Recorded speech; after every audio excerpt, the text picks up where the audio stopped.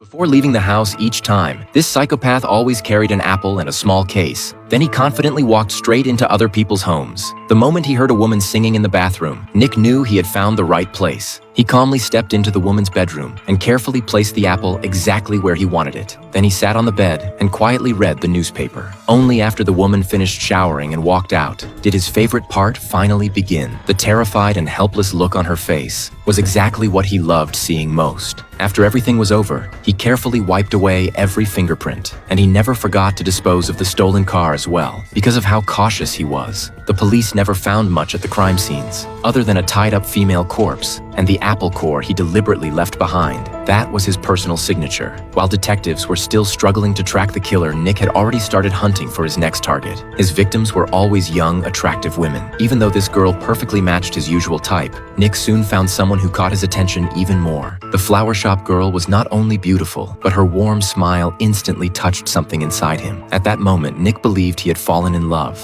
at least in his own mind. But he decided to wait a few more days before acting, because for now, he still had to head to work at the police station. Nick was just an unnoticed janitor at the precinct. Every morning, he arrived exactly on time, quietly pushing his cleaning cart through the building. He loved being ignored by everyone around him, because it gave him the perfect disguise. Nick could enter almost any room without suspicion, secretly listening to officers discuss the murders and casually flipping through confidential police files. That was how he always stayed ahead of the investigation. He knew exactly how every case was progressing and what the police planned to do next. Whenever he heard conclusions that were completely wrong, he could not help lowering his head and smiling to himself. And when the detectives focused their investigation on a car key marked with a strange symbol, Nick nearly burst out laughing on the spot. Not only had he already killed the owner long ago, he had also thrown the keys into the trash himself. Sally was the only person in the station who truly cared about Nick. She always looked after him at work, and even made sandwiches for him by hand every single day. After getting off work, Nick returned to the flower shop. Even though the love existed only in his imagination, he still felt happy. For a very long time after that, he stayed hidden in the distance, silently watching everything the girl did. But just as Nick was getting ready to move forward with his plan, something unexpected suddenly happened. That morning, he went to work at the station like usual. The police discovered another murder inside a villa in the northern suburbs the night before, and the killer used the exact same method he did. More importantly, an apple core had been left in the victim's mouth. Naturally, the police connected the case to the ongoing serial murders. Nick instantly realized someone was copying him. In his mind, the identity of serial killer belonged only to him. Every murder he committed was a masterpiece he took pride in, and now somebody dared to steal his signature style. Nick decided he would personally find the copycat and eliminate him before the police ever could. Using cleaning as an excuse, he entered the meeting room, pretending to tidy up while nobody paid attention, but secretly searching through the police evidence. After quickly scanning the room, he spotted the files connected to the murder case on the table. Once he confirmed everyone had left the room, Nick quietly slipped the case files into his pocket.